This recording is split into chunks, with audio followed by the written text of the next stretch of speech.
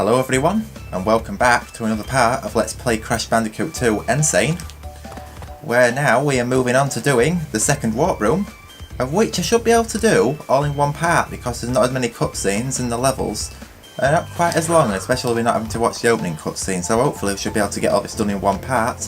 However, first off, before we do any of the levels, we are going to walk over here, and we can indeed unlock Coco as a playable character, which I've actually always thought has been a pretty cool thing in Insane Trilogy, with the way Coco joins the adventures in Crash 1 and 2 by using the time twister from Crash 3. So what we're actually going to do is we're going to swap to Coco, and we're going to play as her, and we're going to do all the levels in order. So first level we are going to be doing is, of course, Snowbiz.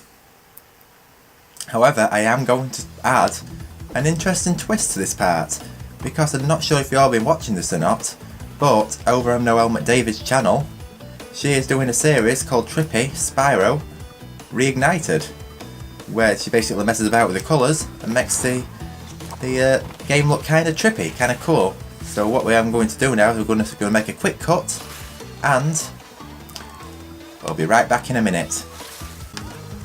Okay, so we are back everyone. So this is what the game looks like now, and in my honest opinion, I actually think it looks pretty cool like this. I've sort of like give it that sort of like night twilight look by just messing around with the colour settings in the Elgato. So hopefully this is all looking good to you, because to me, I'm playing this obviously on my secondary screen, of which you should do, you know, when you're recording with Elgato, you know, to reduce lag when recording.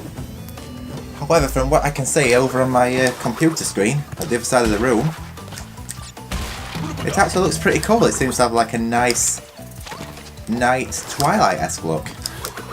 So now we are going to be doing the red gem path,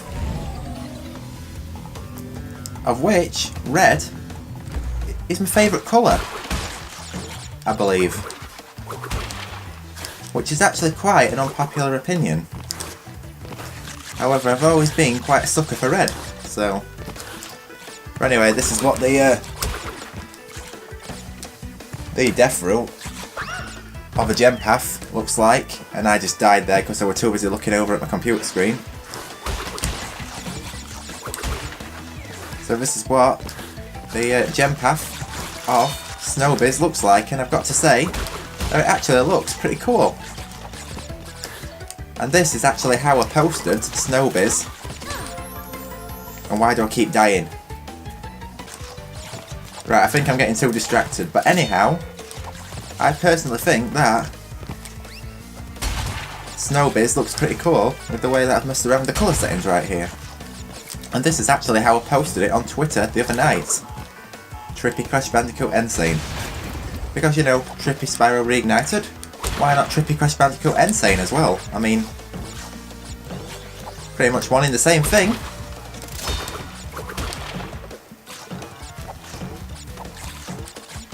You know, with Crash being my favourites, I thought, why not do that as well? I mean, I'm sure everybody who watches this, or all my fans who watch both of these series, are going to enjoy it.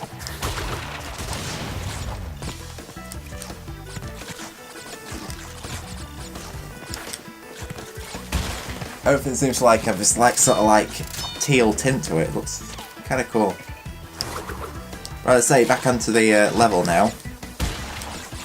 This red gem path, gem paths and death routes in general are a lot more on the harder side as opposed to the normal level routes. However, that's all part of the challenge of the game. Because of course there are challenges, of course, in order to get to the death routes without dying, you know, for it to appear. And also to unlock coloured gems, so that is kind of understandable. And I've actually always been a fan of death routes and gem paths, so...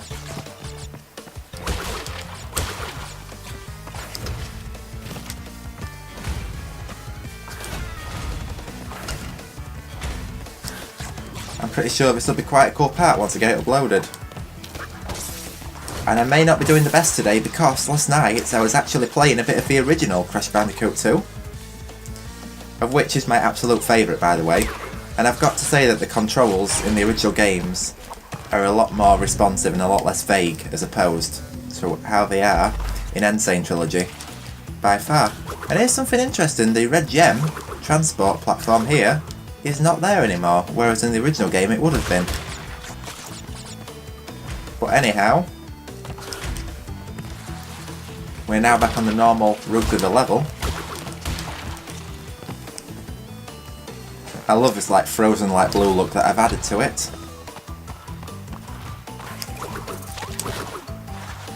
Although it is already frozen, but it seems to look really nice at night, this level. I mean, if it wasn't for Noel and her series, I don't exactly think I'd have been attempting this. And to be honest, I'm actually quite glad that I'm actually doing this, because it really does add a cool twist to these Let's Plays. And, to be honest, I can't think of anybody else who's actually doing a Let's Play like this. And my commentary may not be the best today because I've actually got another thing to focus on at the same time, because I'm so used to the controls being so good in the original game. I've gone back to Insane.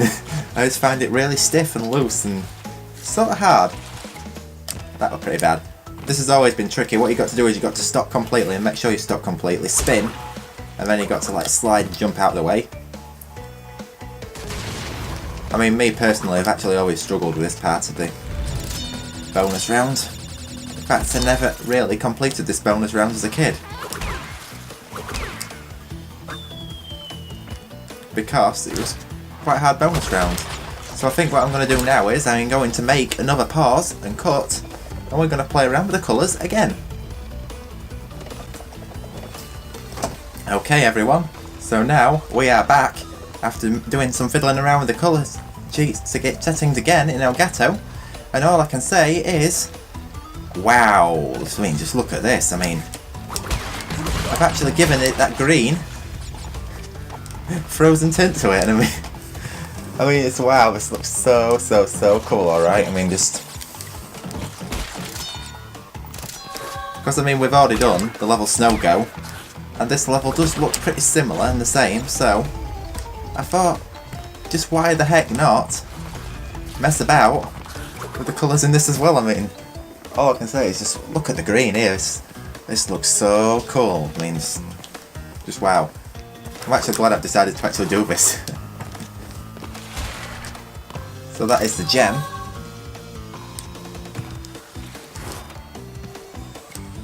It definitely adds an interesting twist to this Let's Play. So now we're going to, of course, be doing the next level, which is, of course, going to be Air Crash.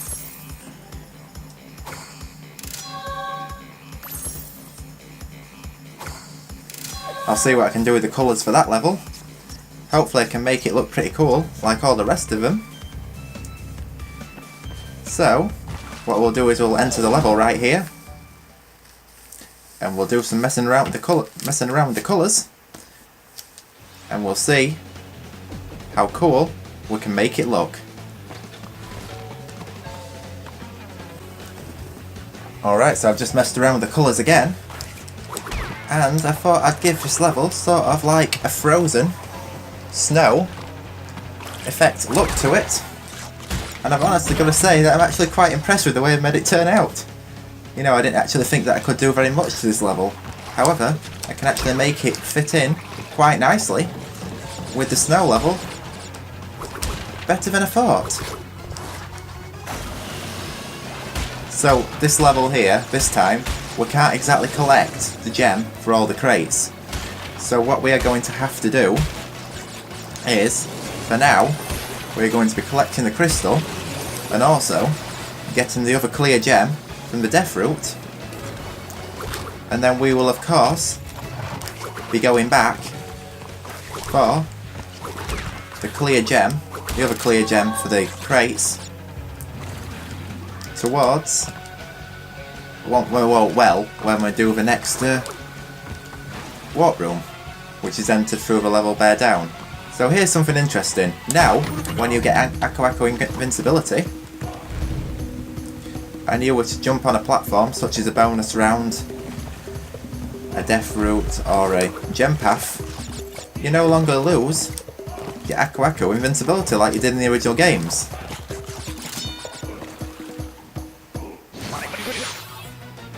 So you can actually take it with you into, let's say, death routes and gem paths, which, as I say, in the original games before, you couldn't do that. So that is actually quite an interesting thing, and that's actually something that I actually like, to be fair.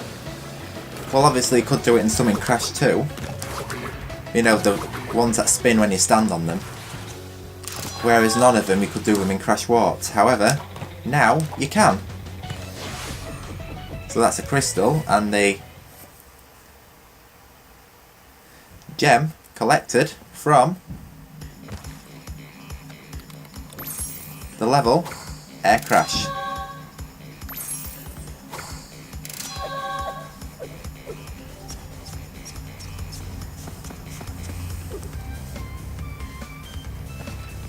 So we are now going to moving on to Bear It.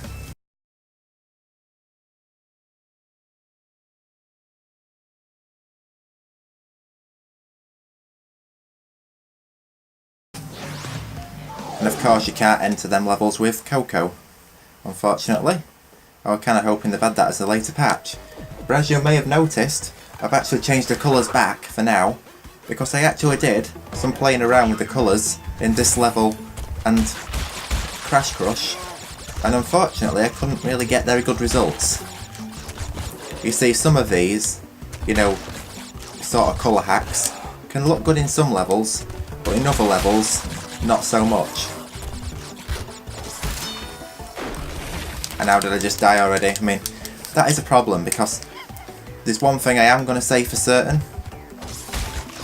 and that is that these polar levels in Crash 2, in my opinion, are nowhere near as good as there was in the original game. There definitely seems to be a bit of lag and vagueness to the control, as opposed to in the original game. However, personally they're not too bad. However, certain aspects of the level do get quite tricky, as you'll see in a minute. Like this upcoming jump right here. Because now in Insane, the length of your jumps is pretty much dictated by how long and how hard you're pressing the X button, the jump button. Which I suppose is quite a neat feature. I mean, it does actually make sense to make it like that. However, me being used to the original games, it's sort of like, I'm still sort of like not used to it, because I've been playing Crash 2 all of my life, so. But I still like the polar levels. I mean, I've always liked I've never been a fan of the vehicle levels in Crash 3. However, I have always been a fan of the polar levels in Crash 2. And Crash doing his Crash dance again, his victory dance, which I've actually always been a fan of since I was a young kid. So now I'm going to change back to Coco. However, if I jump on, I'm not sure, I never found this out till later on. I say it only a few years ago since I found that out, but if you keep jumping on Polar, it grants you 10 lives. Probably a bit of animal cruelty right here, but an interesting thing is, in the original game, it'd be sort of like knocked out and flopped to the floor. However,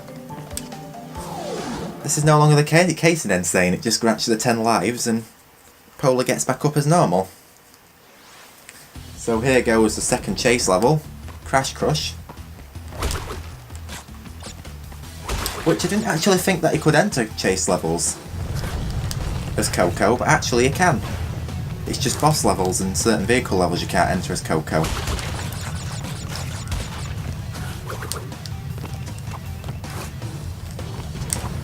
Well, that was close. I don't understand what happened there. I just saw this drop and I didn't expect that, and I sort of panicked when I went back, but thankfully I did not get struck by the boulder. Of which I will say that these boulder levels in Crash 2 are now made a lot easier in Insane Trilogy as opposed to what there was in the original game. Not so much in Crash 1, although it is very apparent in Crash 2.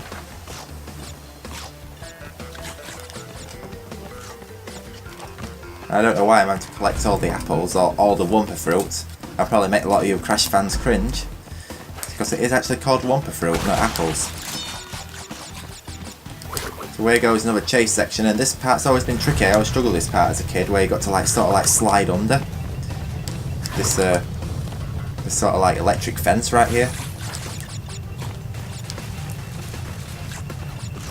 Well, I say I definitely, even though I'm not using any colour hacks or anything, as you can see, I've got to say that this level looks pretty cool, you know, with the sunset sort of look, the evening sort of look. It's pretty, looks pretty nice in my opinion. I've always kind of found it to look more pretty than in, let's say, Crash Dash, the first chase level. So here we are in the bonus round. And another thing I discovered later on is you can actually jump down here and there's an extra life and 20 Wumpa to collect, so I say I'm definitely favourite Crash game is by far Crash Bandicoot 2 Cortex Strikes Back. So as I just like the level design the most, I like the theming of the game, and I like the fact that it's got the improvements over Crash 1, but it ain't got the vehicle levels that I'm not a huge fan of from Crash 3, so hence why Crash Bandicoot 2, especially in the original game, will always be my favourite. But anyhow, going back into the normal level section here, I've got something to show you. In the original game, if you were quick enough and managed to get to the bonus round before the boulder got anywhere near here, you could actually go back over that bridge. Well, what used to be a bridge, but it was still a bridge in the original game because the boulder did not break it in time. And you could go all the way back,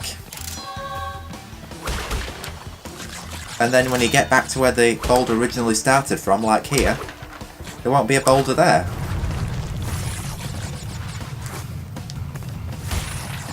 Because obviously the boulder had already previously been deployed. However, it sort of like always made me like wonder where the boulder had actually gone, because obviously it didn't break the bridge, and obviously it's at the end of the, it's into the end of the that section.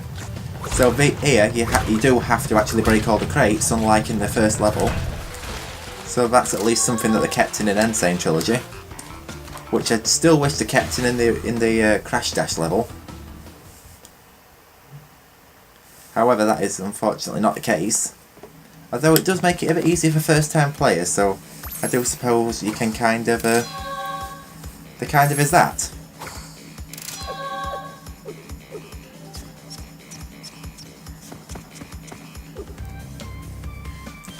So now we are going to move on to the final level of the second warp room, the Eel Deal. Of which we are definitely going to be messing around with the colours in this level, because I actually made it look quite cool. Although, I'm not exactly going to be doing it straight away, just so I can see what the level originally looks like. However, in a minute, I am of course going to be changing up the colour again.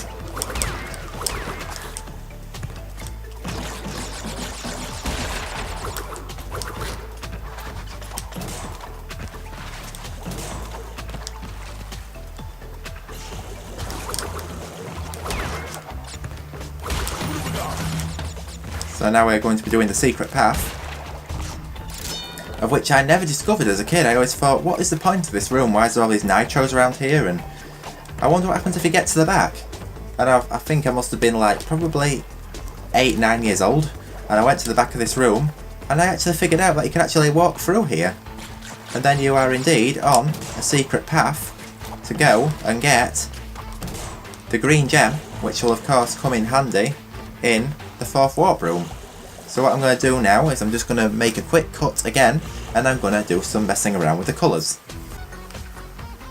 Okay, so here we are back again after doing some messing around with the colours in the Elgato settings, and I've honestly got to say, wow, this looks so cool.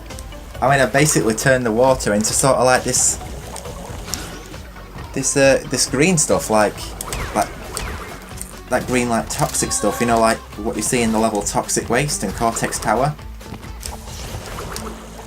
in the original Crash game, so I've actually added a pretty interesting twist. And another thing as well, as you may notice, I've actually managed to retain Coco's hair colour as yellow, which was not something I could totally expect to do. But so far, with all these colours I've been messing around with, yellow doesn't actually seem that much to be affected, and I did not mean to hurt myself there, that was a very dumb mistake, but anyway, as you may see, the pink and green aesthetic to this level looks really cool. Thanks to Noel inspiring me again. I think she's actually started an all new trend with this, but honestly this looks like so cool.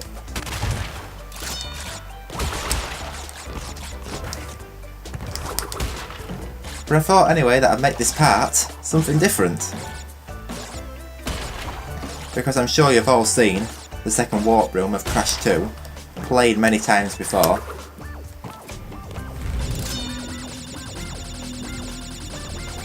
So I thought, why not make them look different?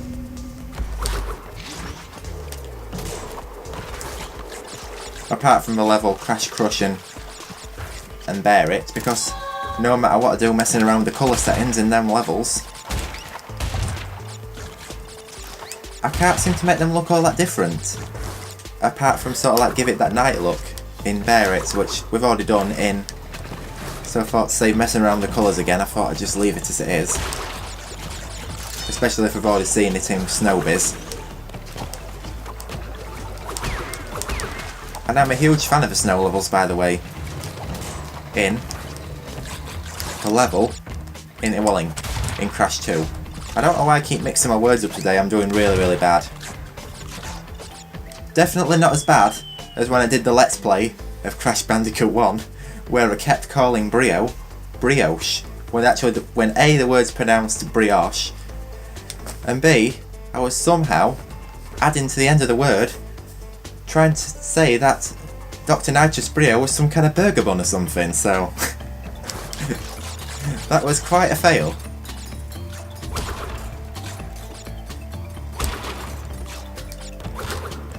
So anyway, here we are in this final section right here. And wow, this looks so cool. I've just peered over to my computer to have a look what this looks like, and oh my gosh, this looks so cool. The pink glow.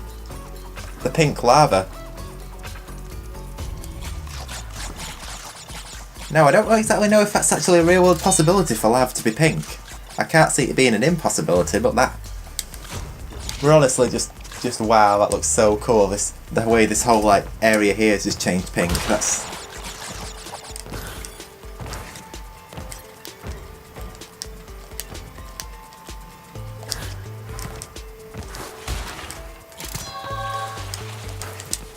So there we go, that's the second warp room. I've Crash 2 completed, though we are going to be doing the Komodo brothers boss. Although, I will say that I am actually a fan of that boss. I'd say that it's probably, perhaps, my favourite boss in Spyro... oh my gosh, Crash Bandicoot 2.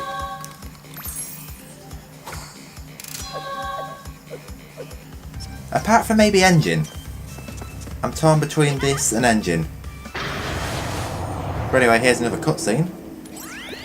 10 of 25 crystals. You're on your way.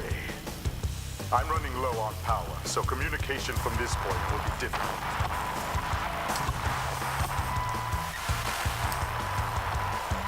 Remember, I'm counting on you.